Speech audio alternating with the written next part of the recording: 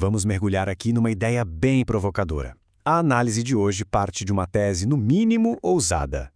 E se a Guerra Fria, o maior conflito do século XX, foi, na verdade, uma grande performance cuidadosamente gerenciada? Essa premissa, de cara, já desafia a gente a olhar para a história de um jeito diferente. Não como uma série de acidentes, mas talvez como um roteiro com objetivos muito bem definidos. Ok, vamos direto ao ponto central. A lógica aqui é brutalmente pragmática. Uma guerra nuclear de verdade? Péssima para os negócios. Afinal, ela destrói tudo, né? Inclusive os clientes. Mas, e a ameaça constante de uma guerra? Isso sim é um negócio perfeito. Justifica orçamentos militares ilimitados, une a população em torno do governo e tudo isso mantendo a infraestrutura intacta. Para a gente entender essa perspectiva, a gente precisa de uma ferramenta, a real política. É a lente que a nossa fonte usa para analisar os eventos. Ou seja, não pelo que os líderes diziam, mas pelos interesses práticos, econômicos que estavam em jogo. É um jeito cínico, talvez, mas bem direto de ver as coisas. E como em toda boa peça de teatro, o primeiro passo é escolher o elenco.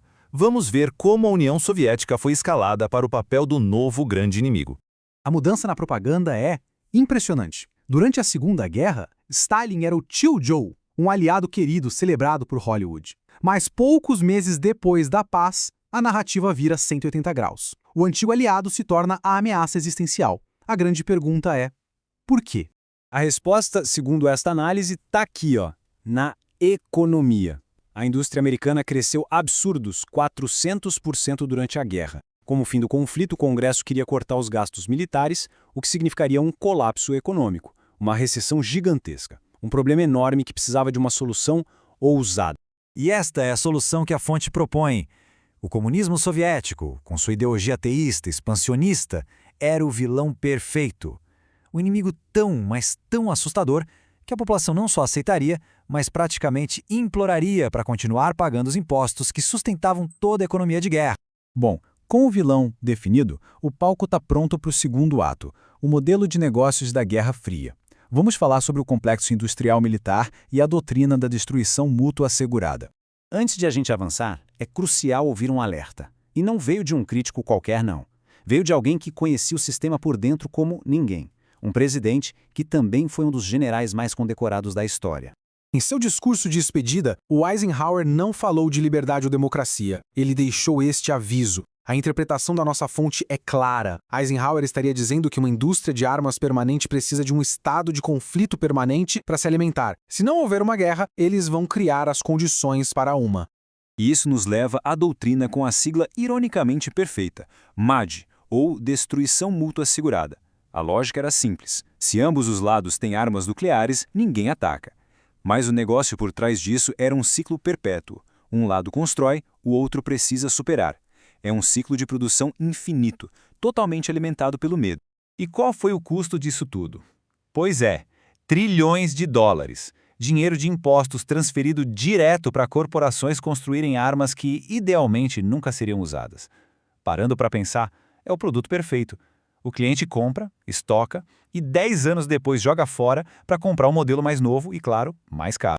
Já que as duas superpotências não podiam se enfrentar diretamente por causa do risco nuclear, o conflito se deslocou para outras arenas. O terceiro ato se passa nas chamadas guerras por procuração. O chamado Terceiro Mundo se tornou o tabuleiro de xadrez global. Nesses países, as superpotências testavam suas armas, exerciam influência e, claro, usavam seus estoques militares. O resultado? Milhões de mortos em nações distantes, enquanto Washington e Moscou permaneciam, na prática, intocadas. Esse conflito externo teve consequências internas profundas. Este quarto ato explora como a ameaça externa foi usada para consolidar o poder e o controle, dentro de casa. A desculpa de caçar comunistas deu à CIA e ao FBI poderes quase ilimitados para vigiar cidadãos, grampear telefones e perseguir qualquer dissidente. O inimigo lá fora justificava a vigilância aqui dentro. O ponto crucial é este. O medo constante do apocalipse nuclear mantinha a população mais dócil. Exercícios como aquele famoso Duck and Cover, onde as crianças aprendiam a se esconder debaixo das mesas, só reforçavam esse pavor. Uma população com medo não se rebela, ela pede por mais segurança, por mais controle. Chegamos à conclusão. A fonte argumenta que a Guerra Fria não foi uma falha diplomática, mas sim um sistema muito bem sucedido. E como a gente vai ver, o roteiro foi adaptado quando o inimigo original desapareceu. A Guerra Fria, na prática, criou dois mercados globais cativos. De um lado, o Ocidente, sob a esfera de influência americana. Do outro, o Oriente, sob a soviética. Era um sistema estável que funcionou por décadas, até que um dos lados simplesmente não conseguiu mais competir economicamente. Quando o Muro de Berlim caiu, o complexo industrial militar entrou em pânico. Contra quem lutar agora?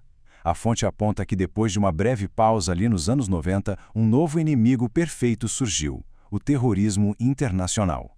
Um inimigo invisível que está em todos os lugares e que justifica vigilância terna e orçamentos de defesa sempre crescentes.